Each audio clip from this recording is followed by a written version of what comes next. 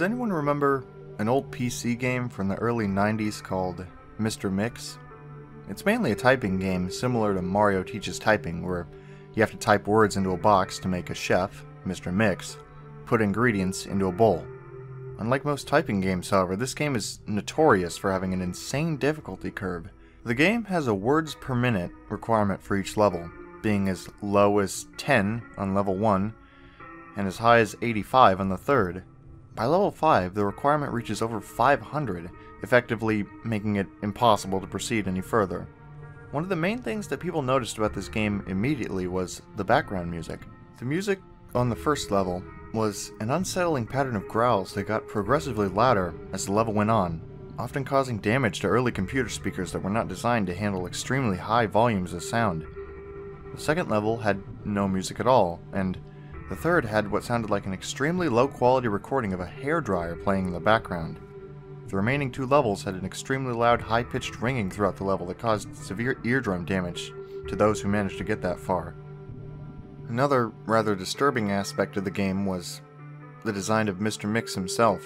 He was a large, round-faced, overweight man with large, beady eyes and red spots on his cheeks. Most children who played the game reported having vivid nightmares of Mr. Mix, speaking to them in quiet, raspy voice and threatening them to keep quiet about something. However, none of them could remember exactly what that was. One psychologist who saw many of these children reported being disturbed by the sheer amount of terror on the faces of the children as they recounted the details of the nightmare. Many of the children broke down into tears in the process, begging for their parents to save them. However, no direct relationship to the game itself could be determined by these few cases, as not all children suffered the same adverse effects. For obvious reasons, this game did not sell very well. It remained in relative obscurity until a few years ago, when PC hackers got a hold of the ROM of the game and started digging through it. Using memory hacking software, they managed to crack the game's code and bypass the impossible 5th level. What they found, however, was extremely disturbing and caused many of them to quit the expedition altogether. According to the reports these hackers left behind, the game behaves very strangely if the 5th level is bypassed.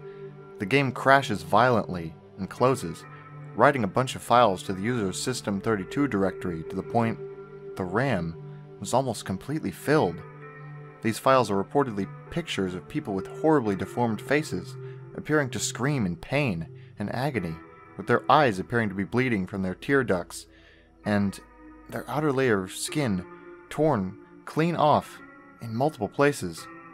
If the user attempts to delete these files, the computer will violently crash and blue screen, causing permanent, irreparable damage to the user's hard drive. The hackers found that this is caused by a lone byte in the game's ROM that triggered when the 5th level was completed. After removing this byte, they were able to proceed to the 6th and final level. Unfortunately, all of the original hackers declined to discuss what they saw in the final level. All of them became extremely paranoid and reclusive, refusing to talk about anything related to the game and showing astonishingly extreme symptoms of post-traumatic stress disorder. Most of them ceased to be able to form coherent sentences within a week, and within a month, all of them went missing. All remaining copies of the game were destroyed. To this day, no one knows what was in that game in that final level that caused them so much psychological damage. Maybe it's better that way. 2 years after this incident, a man was arrested after trying to kidnap an 8-year-old girl from a grocery store. Through DNA and fingerprint analysis, the man was identified as one of the original hackers who viewed the final level of the game. He was wearing a white chef's hat and had a look of unspeakable malice and insanity on his face. When interrogated, the man would only say one thing: "I'm Mr. Mix. Shh."